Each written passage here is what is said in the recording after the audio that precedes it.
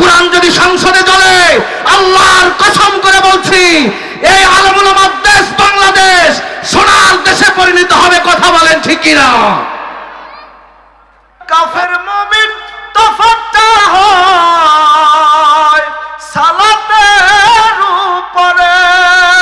এ জীবনে নামাজ জানো, এ জীবনে সালাত জানো, হয় না কভু কাজা।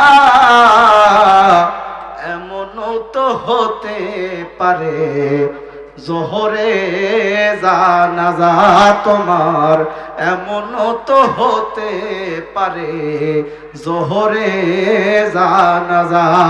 লিল্লাহে তাকবীর, লিল্লাহে তাকবীর। আজকের মাহফিল আল কোরআনের আলো,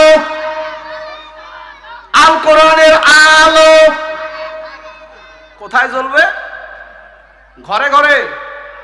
ঘরে ঘরে তো সারা জীবন এতদিনই জ্বালালে, জ্বালাইতে জ্বালাইতে জ্বালিয়ে পুড়িয়ে ছারখার হয়ে গেল। কথা বল না কেন? এখন জ্বলাইতে হবে একমাত্র সংসদে। কথা বলেন ঠিক কিনা? যদি আল কোরআন সংসদে জ্বলাইতে পারেন, মুসলমান আজকে আত্মহীন কণ্ঠে বলতে চাই, আল কোরআন যদি সংসদে জ্বলে, আল্লাহর কসম করে বলছি এই আলেম ওলামার দেশ বাংলাদেশ সোনার দেশে পরিণত হবে। কথা বলেন ঠিক কিনা? রাজি আছেন? কারা কারা রাজি আছেন? দু হাত উঁচু করে আল্লাহকে দেখান। লিল্লাহে তাকবীর, লিল্লাহে তাকবীর। আল কোরআনের আলো সংসদে জালো, নারায়ে তাকবীর। সকলে বলেন আলহামদুলিল্লাহ। আরো জোরে বলেন আলহামদুলিল্লাহ। আজকের এই কোরআনুল কারীমের মাহফিলে আসতে পেরে বসতে পেরে আপনারা খুশি না বেজার? ভালো লাগছে? কারণ লাগবেই তো। কারণ হলো এই কোরআনের জন্য করে আপনার আমার নবী শিয়াবে আবু তায়েবের গুহায় নির্মম নির্যাতিত হয়ে 1 নয় 2 নয় দীর্ঘ 3.5 বছর জেল খেটেছেন। এই কোরআনের জন্য করে আপনার আমার কলিজার টুকরা নবী দাঁত শহীদ হয়েছে। এই কোরআনের জন্য করে রাসূলের অসংখ্য সাহাবীরা জীবন দিয়েছে, ফাঁসির কাস্টে ঝুলেছে। এই কোরআনের জন্য করে আল্লামা দেলোয়ার হোসেন সাইদিকে 13টি বছর কারাগারের মধ্যে বন্দী করে তাকে নির্মম হত্যা করা হয়েছে। প্রয়োজন পড়লে এই কোরআনের জন্য আমরা রাজপথে নিজেদের জীবনটাকে বিলিয়ে দিতে কারা কারা রাজি আছি? দু হাত উঁচু করে দেখান। নারায়ে তাকবীর। রাগ করলেন? রাগ করলেন? আমি ভূমিকা ছাড়াই সরাসরি আলোচনায় চলে যেতে চাই। যদি আপনাদের অনুমতি পায়, প্রিয় ভাইয়েরা অনুমতি দেবেন? ভাই দেবেন? আমার মুসলমান ভাইয়েরা, আজকের এই মাসটা হচ্ছে সিরাতের মাস। এই মাসব্যাপী আলেম ওলামারা সব জায়গায় রাসূল সাল্লাল্লাহু আলাইহি ওয়াসাল্লামের সিরাত নিয়ে আলোচনা করে থাকে। আমি সেই দিকেই টান দিতে চাই। মুসলমান ভাইয়েরা, আল্লাহর বান্দারা, একান্ত আপনজনেরা, আমার আল্লাহর নবীজি সাল্লাল্লাহু আলাইহি ওয়াসাল্লাম জন্মগ্রহণ করলেন। আস্তে আস্তে বেড়ে উঠতে উঠতে নবীজি আমার যেই মাত্র নবুয়ত পেলেন, নবুয়ত পাওয়ার পরে আল্লাহর নবী সাল্লাল্লাহু আলাইহি ওয়াসাল্লাম সর্বপ্রথম দাওয়াতটা কি দিয়েছিলেন বাজান? লা ইলাহা ইল্লাল্লাহ মুহাম্মাদুর রাসূলুল্লাহ সাল্লাল্লাহু আলাইহি ওয়াসাল্লাম।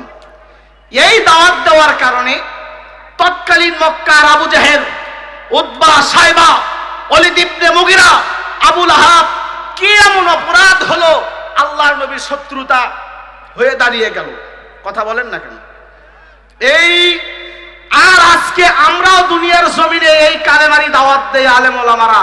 আমাদের নামে কোনো মামলা নাই, হামলা নাই, কোনো কিছুই নাই। কোন প্রকার আমরা আরো গোস্ত, রুটি, হালুয়া ইত্যাদিতে আমরা ভরে আছি। কথা কোন ঠিক কিনা? তার মানে বোঝা যায় আমাদের কালিমার দাওয়াত আল্লাহর নবীর কালিমার দাওয়াত এক নয়। কথা কোন ঠিক কিনা? ভিতরে কিন্তু আছে না নাই? আওয়াজ দিয়ে বলেন আছে না নাই? আমার মুসলমান ভাইয়েরা, আল্লাহর বান্দারা, একান্ত আপনজনেরা, আমার আল্লাহর নবীর সিরাত থেকে আলোচনা করতে যাই। আল্লাহর নবীজি আমার সর্বপ্রথম যে দাওয়াতটা দিলেন লা ইলাহা ইল্লাল্লাহ মুহাম্মাদুর রাসূলুল্লাহ সাল্লাল্লাহু আলাইহি ওয়াসাল্লাম, এই দাওয়াত দেওয়ার কারণে তৎকালীন মক্কার আবু জেহেল, উতবা, ওলীদ ইবনে মুগিরা, আবু লাহাব সহ তারা আল্লাহর নবীর বিরুদ্ধে লাগে যাওয়ার অন্যতম কারণ তারা এই কালিমার অর্থ বুঝেছে, এই কালিমার তারা ভাব অর্থ বুঝেছে, মেইন কাহিনী বুঝেছে। আমরা মুসলমান এখনো পর্যন্ত বুঝতে পারি না। কথা কোন ঠিক কিনা? কারণ হলো এই কালিমার অর্থ আমরা জানি, লা ইলাহা ইল্লাল্লাহ মানে হলো আল্লাহ ছাড়া কোনো ইলাহ নাই, আল্লাহ ছাড়া কোনো মাবুদ নাই। ও মুসলমান ভাইরা আমার, এখন আপনাদের কাছে বলতে চাই, ইলাহ শব্দের অর্থটা আর মাবুদ শব্দের অর্থটা কিন্তু আমাদেরকে কেউ বলে না। ওই জায়গাতে ইলাহ শব্দটাও আরবি আর মাবুদ শব্দটাও আরবি, এর আরবিটা জানায় আলেম ওলামারা আমাদেরকে বাংলা অর্থটা বলে না। আমার মুসলমান ভাইয়েরা, তাফসীরের মধ্যে ইলাহ শব্দের অর্থ আর মাবুদ শব্দের অর্থ মুফাসসিরিনগণ কিরামরা লিখলেন হলো আইন দাতা। কি দাতা? আওয়াজ দিয়ে কোন কি দাতা? আইন দাতা, বিধান দাতা। তাহলে কি বলা যায় আল্লাহ ছাড়া কোনো আইন দাতা নাই? অর্থ কি ঠিক আছে? কথা বলে আওয়াজ দিতে হবে, অর্থ ঠিক আছে? আমার মুসলমান ভাইয়েরা, এখন আল্লাহর নবীজি সাল্লাল্লাহু আলাইহি ওয়াসাল্লামের একটা হাদিস আছে, মান ক্বালা লা ইলাহা ইল্লাল্লাহ ফাদাখালাল জান্নাত, যে ব্যক্তি জীবনে একবার জবান দিয়ে লা ইলাহা ইল্লাল্লাহ এই কথাটা উচ্চারণ করবে সে ব্যক্তি আল্লাহর জান্নাতে যাবে। এখন আমি বলতে চাই আল্লাহর নবীর এই হাদিসটা অনুযায়ী এখন যদি নরেন্দ্র মোদী প্রতিদিন আল্লাহ ইলাহা ইল্লাল্লাহ বলে, বলেন তো দেখি ও জান্নাতে যাবে নাকি? আওয়াজ দেন, যাবে? যদি ডোনাল্ড ট্রাম্প প্রতিদিন লা ইলাহা ইল্লাল্লাহ বলে, বলেন তো দেখি জান্নাতে যাবে নাকি? জো বাইডেন যদি বলে, যাবে? প্রতিদিন যদি নরেন্দ্র মোদী লা ইলাহা ইল্লাল্লাহ জিকির করতে করতে কলিজা পর্যন্ত ইল্লাল্লাহ ইল্লাল্লাহ দিয়ে ভরে ফেলায়, বলেন তো দেখি ও কোনোদিন জান্নাতে যাবে? যাবে না। কারণ হলো সে তো মুসলমানই না, তার ভিতরে তো ঈমানটাই নাই। আমার মুসলমান ভাইয়েরা, আর আমরা নিজেদেরকে দাবি করি আমরা মুসলমান। আসেন তো দেখি আমরা লা ইলাহা ইল্লাল্লাহটা কতটা মানি, নাকি বলেন? লা ইলাহা ইল্লাল্লাহ এর অর্থ যদি হয় আল্লাহ ছাড়া কোনো আইনদাতা নাই, এই কথা যদি আপনি মেনে নেন তাহলে আপনি মুসলমান। ও মুসলমান ভাইরা আমার, আপনাদের কাছে আমি বলতে চাই লা ইলাহা ইল্লাল্লাহ এটা যদি আপনি মেনে নেন তাহলে আপনি মুসলমান। তাহলে অর্থটা দাঁড়ায় হলো আল্লাহ ছাড়া আর কারো আইন মানি না। কথা বলেন ঠিক কিনা? আওয়াজ দিয়ে বলেন ঠিক কিনা? এখন আপনি বলেন তো দেখি বাংলাদেশে আইন চলে কার? কথা কন, কথা বলে। বাংলাদেশে কি আল্লাহর আইন চলে? ও মুসলমান আওয়াজ দিতে হবে, চলে। তাহলে এই বাংলাদেশে কি আল্লাহর আইন তুলে ধরা লাগবে না? আমার মুসলমান ভাইয়েরা, বাংলাদেশের কোর্ট কাছারিগুলো, বাংলাদেশের আদালতগুলো তো আল্লাহর আইন চলে না। বাংলাদেশের সংসদে তো আল্লাহর কোরআন দিয়া বিল উত্থাপন হয় না। তাহলে এখন বলেন তো দেখি আমরা যে নিজেরা দাবি করি লা ইলাহা ইল্লাল্লাহ, আমরা আল্লাহ ছাড়া কারো আইন মানি না, কিন্তু আমরা মানার সময় মানি তো শয়তানের আইন। কথা কন, কথা বলে। তাহলে নরেন্দ্র মোদীও যা আমরাও তা। কথা কন না কেন? কথা বলেন না কেন? আওয়াজ দিতে হবে।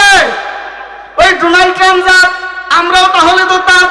আমার মুসলমান ভাইয়েরা, এখন তাহলে আমাদের কাজটা কি করতে হবে?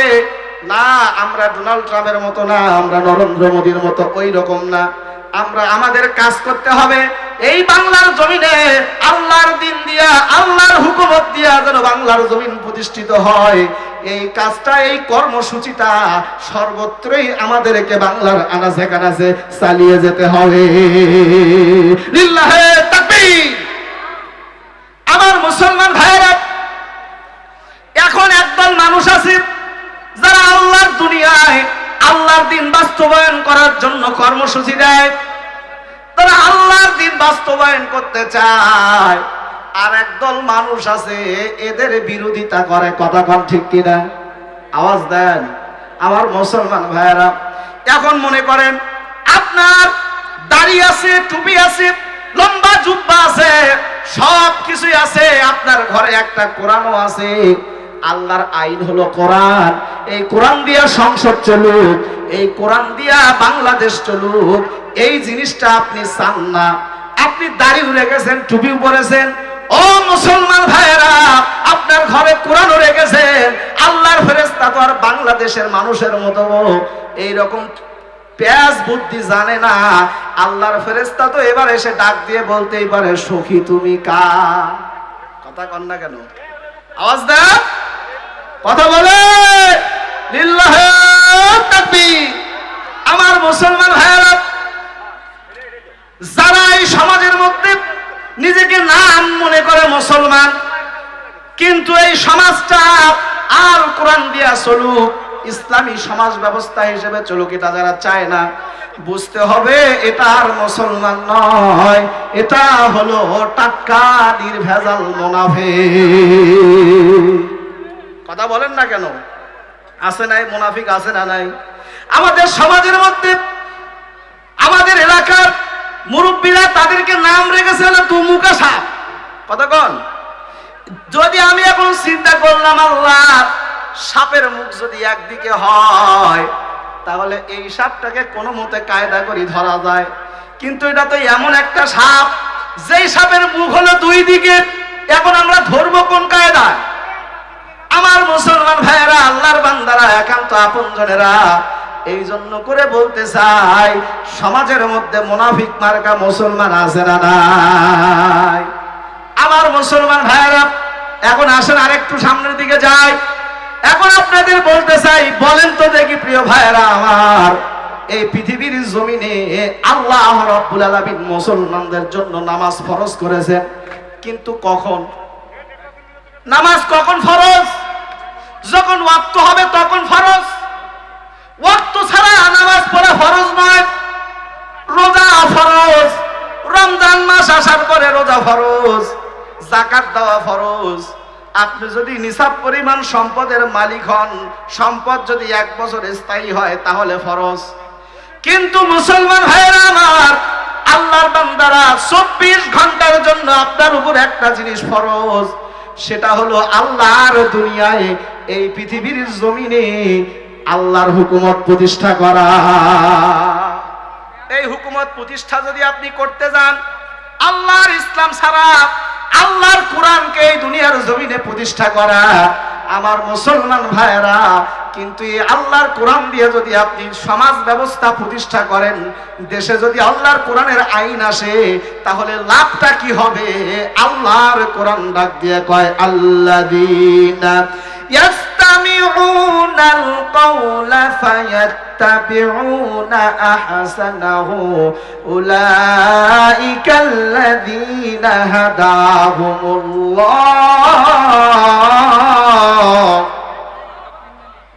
আল্লাহ পাক বলে, আল্লাযীনা, যারাই মাত্র ইয়াসতামিউনাল কাওলা, কাওলা শব্দের অর্থ মুফাসসিরিনগণ কেরাম বললেন হলো কোরআনুল কারীম। যারাই মাত্র এই কোরআনুল কারীম ইয়াসতামিউনা, শ্রবণ করে এবং শ্রবণ করতেছে, ফায়াত্তাবিউনা, এটা যারা ইত্তেবা করে, এই কোরআনকে যারা জীবন ধারণ করে, এই কোরআন দিয়ে যারা জীবন পরিচালনা করে, এই কোরআনের আইন অনুযায়ী যারা সমাজ ব্যবস্থা পরিচালনা করে, আমার আল্লাহ পাক বলে, উলাইকাল্লাযীনা হাদাহুমুল্লাহ, আমি রব্বুল আলামিন তাদেরকে হেদায়েত দান করে দেব। উলাইকা, আল্লাহ একজনকে বলে নাই, দুইজনকে বলে নাই, সমষ্টিগত অর্থ এখানে ব্যবহার হয়েছে। মুসলমান ভাইয়েরা, উলাইকা মানে এখানে একজন নয়, দুইজন নয়, তিনজন নয়, অর্থাৎ আল্লাহ পাক বুঝাইতে চেয়েছেন, যেই দেশের মধ্যে কোরআন চলবে, যেই দেশের মধ্যে আল্লাহর হুকুমত চলবে, ওই দেশটার মানুষদেরকে আল্লাহ পাক হেদায়েত দান করে দেবেন। জোরে কোন সুবহানাল্লাহ। আমার মুসলমান ভাইয়েরা, এখন হেদায়েতটা কি জিনিস? আল্লাহ রাব্বুল আলামিন হেদায়েতটা কি জিনিস? আল্লাহর বান্দারা, একটু গভীর মনোযোগ দিয়ে শুনবেন। হেদায়েত শব্দের অর্থ হলো পথ, মত, রাস্তা। পথ, মত, রাস্তা। মুফাসসিরিনগণ কিরাম বলেন, যেই পথে যেই মতে চললে দুনিয়ার জমিনে শান্তি পাওয়া যায়, আখিরাতের ময়দানে জান্নাত পাওয়া যায়, এই পথটাকে আল্লাহর দুনিয়ায় হেদায়েত বলা হয়। এখন বলেন তো দেখি, শান্তি কি বাংলাদেশে আছে? আওয়াজ দিয়ে কোন আছে? শান্তি আছে? ও দেশের ভাই রে, বল না কোথায় যাই রে, একটু শান্তি বলো কোথায় গিয়ে পাই রে। ও দেশের ভাই রে, বল না কোথায় যাই রে, একটু শান্তি বলো কোথায় গিয়ে পাই রে। চারিদিকে দেখি শুধু নাই কিছু নাই রে, চারিদিকে দেখি শুধু নাই কিছু নাই রে। ও দেশের ভাই রে, বল না কোথায় যাই রে, একটু শান্তি বলো কোথায় গিয়ে পাই রে। শান্তি পেতে হলে কোরআনের পথে আয় রে, কথা বলে। শান্তি পেতে হলে ইসলামের পথে আয় রে। ও দেশের ভাই রে, বল না কোথায় যাই রে, একটু শান্তি বলো কোথায় গিয়ে পাই রে। কথা কোন ঠিক? আওয়াজ দিয়ে বলতে হবে ঠিক। আমার মুসলমান ভাইরা, মক্কায় যেই মুহূর্তে আল্লাহর নবীজি সাল্লাল্লাহু আলাইহি ওয়াসাল্লাম ইসলামের বাণী প্রচার করা শুরু করলেন, এই কালিমার বাণী প্রচার করা শুরু করলেন, ওই মুহূর্তে মক্কায় শান্তি আনার জন্য এক নয় দুই নয় দল ছিল হলো 14টা। বলেন তো কয়টা? আওয়াজ দিয়ে কন। এই 14টা দলের কাজ ছিল মক্কার জমিনে কিভাবে শান্তি আনা যায়, মক্কার জমিনে কিভাবে মানুষদেরকে শান্তির মধ্যে রাখা যায়। ও মুসলমান ভাইরা, কিন্তু তারা শান্তিতে আনতে পারে নাই। তাদের নেতৃত্বের কারণে ওই দেশের মধ্যে চাঁদাবাজি বেড়ে গিয়েছিল। কথা কন না কেন? তাদের নেতৃত্বের কারণে ওই দেশের মধ্যে ধর্ষণ বেড়ে গিয়েছিল। তাদের নেতৃত্বের কারণে ওই দেশের মধ্যে অন্যের সম্পদ আত্মসাৎ করার ঘটনা বেড়ে গিয়েছিল। আমার মুসলমান ভাইয়েরা, আপনি একটাবার তাকায়া দেখেন, ওই দেশের মধ্যে তারা যত প্রকার মত, যত প্রকার পথ, যত দলাদলি তৈরি করেছে, কোন দল মক্কায় শান্তি আনতে পারে নাই। একমাত্র পেরেছে আল্লাহর দেওয়া কোরআন। ধরে কোন সুবহানাল্লাহ। আজও যদি এই বাংলাদেশে যত প্রকার দল আছে, আপনি ন্যাশনালিজম বলেন, আপনি সেকুলারিজম বলেন, আপনি ধর্মনিরপেক্ষ মতবাদ বলেন, আপনি জাতীয়তাবাদ বলেন, আপনি প্লেটোর আদর্শ বলেন, আপনি সক্রেটিসের আদর্শ বলেন, সক্রেটিসের মতবাদ বলেন, আপনি ওই যে আব্রাহাম লিঙ্কনের মতবাদ বলেন, যাই বলেন না কেন, আজও পর্যন্ত এই বাংলার জমিনে এইসব ন্যাশনালিজম, এইসব জাতীয়তাবাদ, এইসব ধর্মনিরপেক্ষ মতবাদ, তারপরে আরো যেগুলো আছে, এগুলো দিয়ে কখনো নারায়ে তাকবীর। দ্বিতীয় বক্তার আগমন মাহফিলের পক্ষ থেকে, মাহফিলের পক্ষ থেকে নারায়ে তাকবীর, নারায়ে তাকবীর। ইসলামের শত্রুরা, ইসলামের শত্রুরা নারায়ে তাকবীর। আমার মুসলমান ভাইরা, আমি বলতেছিলাম, যত ইসলাম ছাড়া যত প্রকার মতবাদ আপনি দেখেন, জাতীয়তাবাদ বলেন, যত প্রকার মতবাদ দেখেন, ধর্মনিরপেক্ষ মতবাদ বলেন, আপনি যাই দেখেন না কেন, শান্তি আসবে না। শান্তি যদি পেতে হয় আসতে হবে কোথায়? আওয়াজ দিয়ে বলতে হবে কোথায়? এই কোরআন বাংলার আকাশে বাতাসে প্রতিষ্ঠিত হোক। কারা কারা চান দু হাত উঁচু করে দেখা। আমার মুসলমান ভাইরা, দুইটি কথা বলে শেষ করে দেব। সেটা হলো, এই কোরআন দিয়া রাষ্ট্রবান, এই কোরআনের যারা কর্মী ছিল, এই রকম দুইজন কর্মী আগামীতে, গততে বাংলার আকাশে, বাংলাদেশের সংসদে তারা গিয়েছিল। একজনের নাম আলী হাসান মুজাহিদ, আর একজনের নাম মতিয়ার রহমান নিজামী। আমার মুসলমান ভাইরা, এর মধ্যে দুইজনের মধ্যে একজন মতিউর রহমান নিজামী স্যার, ইনি করতেছেন কি, তিনটা গাড়ি ইউজ করেন। সাংবাদিকরা প্রশ্ন করলো, হুজুর, অন্য অন্য এমপি মন্ত্রীরা একটা করে গাড়ি ইউজ করে, ব্যবহার করে, আপনি কেন 3টা গাড়ি ব্যবহার করেন? জবাব দেন, তারপরে সামনের দিকে যান। আমার মুসলমান ভাইয়েরা, সেদিন মতিউর রহমান নিজামী স্যার বলেছিলেন, প্রিয় ভাইয়েরা, সাংবাদিক ভাইয়েরা, আমি দেশ পরিচালনায় একজন অগ্রণী ভূমিকায় অংশ নিচ্ছি, আমি একজন মন্ত্রী। তবে শুনে রাখো, আমি দেশ পরিচালনা করতে গিয়ে আমার কিছু কার্যকলাপ দেশের পক্ষে করতে হয়। এই দেশের পক্ষে কাজ করতে গিয়ে রাষ্ট্র আমাকে একটা গাড়ি দিয়েছে, যেই গাড়িতে ব্যবহার করে আমি দেশের কার্যকলাপ পরিচালনা করি। ও সাংবাদিক ভাইয়েরা, আমি একটা সংগঠনের প্রধান। সংগঠন আমার প্রতি কিছু কাজ দিয়েছে। এই কাজগুলো যখন আমি করতে যাই, তখন সংগঠনের গাড়ি তেল ড্রাইভার ঘুরে আমি সেই কাজ করি। আমি আমার ব্যক্তিগত কাজ আছে, আমি একজন মানুষ। তবে শুনে রাখো, আমার ব্যক্তিগত কাজ করতে গিয়ে আমি রাষ্ট্রের গাড়ি ব্যবহার করি না, রাষ্ট্রের তেল আমি ব্যবহার করি না। আমি ব্যক্তিগত কাজ করতে গিয়া আমি সংগঠনের কোনো তেল গাড়ি কিচ্ছু ব্যবহার করি না, ওটা আমার ব্যক্তিগত সম্পত্তির থেকে ব্যবহার করি। জোরে কোন সুবহানাল্লাহ। এই রকম নেতা আপনি দেখেন 111-এর সময় আমরা দেখেছি সারা বাংলাদেশ চিরুনি অভিযান করে সকল নেতা নেত্রীর নামে, সকল প্রকার নেতা নেত্রীর নামে কত দুর্নীতি, কত লুটতরাজ, কত কিছু মানি লন্ডারিং, কত কিছু পেয়েছে। কিন্তু বাংলাদেশ জামাত ইসলামী থেকে ওই সময় যারা এমপি মন্ত্রী ছিলেন, চিরুনি অভিযান করে সেই সময়ের মধ্যে এক চুল পরিমাণ খুদ তাদেরকে বের করতে পারে নাই।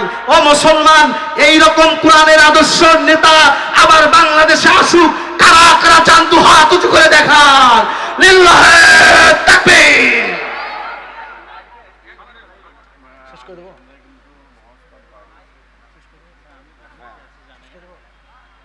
আমার মুসলমান ভাইয়েরা, এইরকম ভাবে নেতৃত্ব আসুক আপনারা চান? আমরা এতদিন দেখেছি আইয়ুবীর শাসন, বঙ্গবন্ধুর ভাষণ, জিয়া কিনেছে খাল, এরশাদের নানান দল, ফখরুদ্দিন, মঈনুদ্দিন, সব ঘোরার দিন দেখা শেষ। আগামীর বাংলাদেশ কোরআনের বাংলাদেশ। কথা বলেন ঠিক কিনা? আমার মুসলমান ভাইয়েরা, যেইভাবে বাংলাদেশে গণজোয়ার উঠেছে, আমার বিশ্বাস এই বাংলাদেশে একদিন না, এই বাংলাদেশে এইবার ইসলামী হুকুমত ইনশাআল্লাহ প্রতিষ্ঠিত হবেই হবে। কথা বলেন ঠিক কিনা? কোন একদিন এ দেশের আকাশে কালিমার পতাকা দুলবে, সেদিন সবাই খোদাই বিধান পে দুঃখ বেদনা ভুলবে, সেদিন সবাই খোদাই বিধান পে দুঃখ বেদনা ভুলবে। জোরে কোন মারহাবা।